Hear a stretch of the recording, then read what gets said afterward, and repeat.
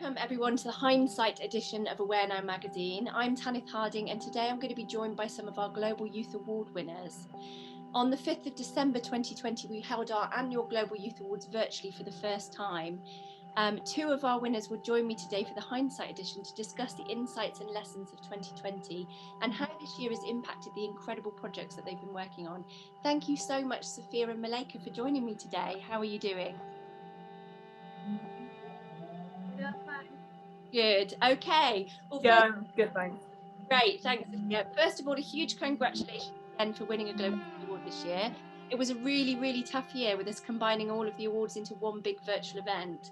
Can you tell us a little bit about the projects that you were nominated for and also how it felt to be recognised for the work that you're doing? Yeah, sure. Thanks for having me. So I've been working on a project called Who Cares About Research, and it's a social enterprise that I founded in March of this year, right at the start of the UK lockdown. And it's a project that's dedicated to disseminating social research to the people it most affects. And it's really interesting we're doing this interview because my project I don't think would have happened if I hadn't had a bit more time on my hands and been able to, dedicate myself to a project like this. So essentially it's a podcast. We've just wrapped up season 1, which is really exciting, and it means a lot to have been recognised sort of internationally so early on in our journey. As I said, the project was only founded in March, and we've just finished first season, which is 10 episodes long, and we're excited about season 2, which will hopefully, if everything goes to plan, start at the beginning of 2021. Amazing. And March obviously was exactly when the first lockdown started, so to be working on such a creative and brilliant project must have been amazing, and just goes to show people that that actually when you're innovative and creative you can really do anything if you put your mind to it. So that's brilliant. And Mallayka, tell us about your project. Wow, thank you so much for recognizing my effort of making the environment clean. I was nominated and won the environment category. What I do basically is reading the environment of harmful, non-biodegradable waste, especially plastics. I also plant trees to help in containing global warming. This award, though, had more to do with plastic waste collection, recycling, and reuse. I felt great and motivated. I am inspired more and would like to connect with younger environmentalists worldwide to advance the clean environment cause. Amazing. Thanks, Mallayka. And I having looked into your projects, you're doing amazing work, especially as you're so young. I know that you're the Teen Environment Ambassador, aren't you, for your area, which is a massive achievement at your age as well. So thank you so much. I'm really looking forward to connecting you to some of the other environmentalists that we're working with, so that you can grow your projects around the globe, which is really exciting. So thanks for that. You're both actually working on incredibly inspiring projects that are helping to educate, empower and rejuvenate the environment. How has the pandemic impacted those projects? I know, Sophia, you've already told us that you were started in March, but it'd be really interested to know what lessons you've learned from the experience as well. Sure. The pandemic has been super hard. So I'm a care leaver, which means that I spent my childhood in the UK's foster care system. I spent my teenage years in the UK's foster care system. And so I have a number of friends around me who, during the pandemic, their social workers weren't able to visit.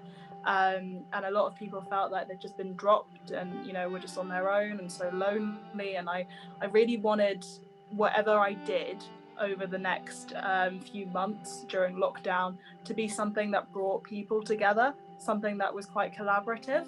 And so when I started this project, I think it would have taken a completely different turn if we'd done this at any other time. So my project involves speaking to high-profile researchers across the world, really, and getting them to explain their research in a really accessible way so everyone can understand, regardless of, if you have a PhD in criminology or not. And I think it made us more brave, because we started reaching out to, academics in South Africa. We reached out to academics in America. We had an interview with a PhD student in Norway. And I don't think I would have looked so far away if it hadn't been for the connectedness of the pandemic. Like, I never want to talk about silver linings of this year because it's been horrific. But in one way, everything's just been so much more accessible. I've met people I never would have otherwise met. I mean, this award for one, but also just for connecting with people in the same sphere as me. And yeah, being able to put together a podcast with a team. So when I put together the podcast, I interviewed for a team of people, and I've only met one of them in real life. I have a team of 8 underneath me, and I've met one of them who I didn't meet until I'd recorded 7 episodes of a podcast with her. So yeah, in a way, the pandemic's been great for my own sort of growth of the podcast and just how many more people we can reach, because by interacting with academics from different parts of the world, we're reaching a more global audience. And I guess that's why we got nominated for a Global Youth Award, which is amazing. And yeah, we've just been all so much more connected, and I really appreciate that. And that's amazing. And the word is connection, isn't it? A lot of people have felt isolated and been home alone. And I guess what you've done, really, you mentioned carers not being able to go and see people, and that must have been a big concern and a worry. And I think you've taken the burden away from that by giving them that connection, which is really amazing. And really interesting, actually, what you said about that it took that happening for you to really reach out to people across the globe. I think when we are out in our communities, we kind of live within that shell, I suppose, of the community. And so going through the pandemic has really sounds like it's really opened your vision to the whole globe, which is really exciting. So that's amazing. Thank you so much for sharing that with me. And the same for you, Mallayka. How has it impacted you and those within your community? Thank you. For sure, this has been an eventual year that forced humanity to change. Life has had to go on. Plastic have still been in use, so we have had to keep the following COVID prevention protocols while cleaning the environment. Yes, there has been some negative impact on social distance meant lessons. Working and volunteering hours and pile up for plastic in the environment. In other words, COVID-19 slowed us down, and we've been working through Corona. I can imagine it's been very difficult in terms of, we have seen a massive influx in PPE. And of course, a lot of people that weren't using disposable plastics right up until COVID, because of I guess the fear and the worry of infection rates, are using a lot of plastic now. So I guess you've got your work cut out. I can see how that might have increased things for you.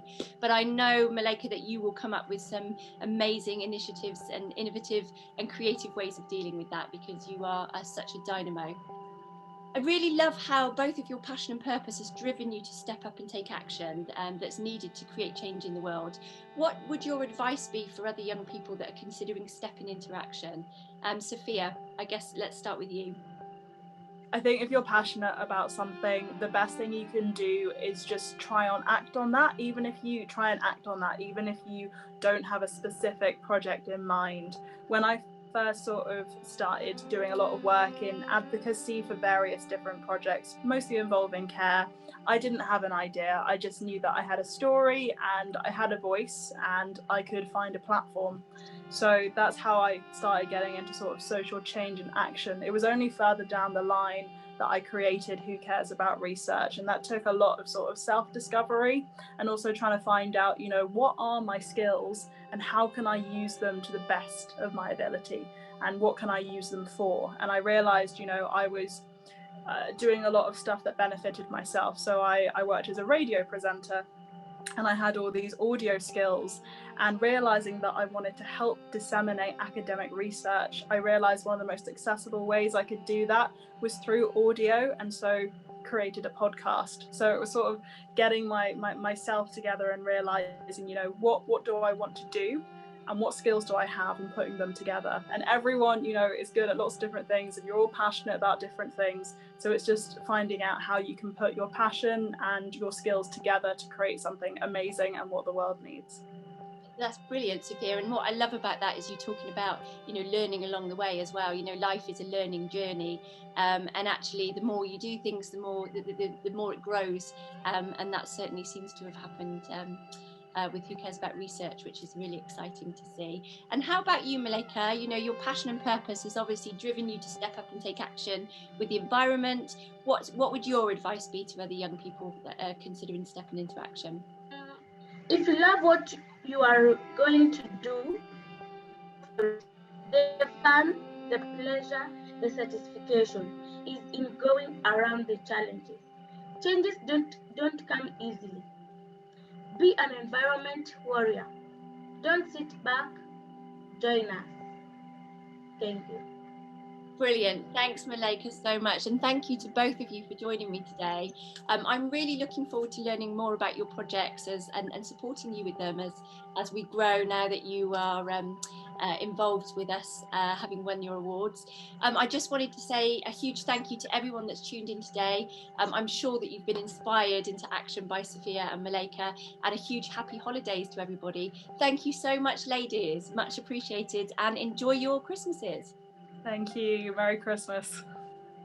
Thank you. Thanks, Merry Mallayka. Christmas to you. Take care, everybody.